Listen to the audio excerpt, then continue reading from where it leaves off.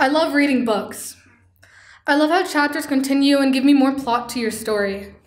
Every chapter introduced a new character, and I've got to say, thank you for being one of the best chapters in my book. Even though we left our last page on a cliffhanger, that's okay. The readers don't need you back in my story. I'll find someone to fill the hole you set in my heart. I'll read your letters and remember how much you meant to me.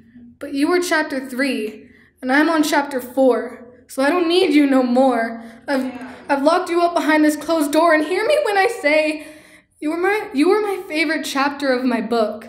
You were my favorite character and my favorite memory. There's no one else I would have spent that chapter of my life with. But with every page turn comes a different day, and every day holds a new future, and every future gives me new options. I just took the option that led me down a road without you. Sorry, I lost my place. And I'm sorry, but my sorry isn't enough. My letters won't do, because your author keeps cutting me out of the book.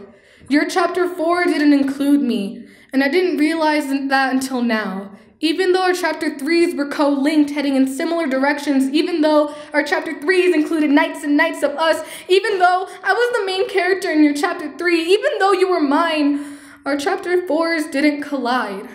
So I'm sorry. I'm sorry I chose his chapter 4 over yours. But his chapter 4 was short. He's on chapter 5, and I'm not in his chapter 5. So I'm stuck alone in chapter 4. But I'm finding people who were in my chapter 1 that I never noticed. You know, authors have a funny way of bringing back old characters.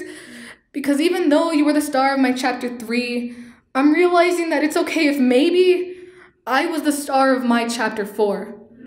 So I hope you enjoy your book without me.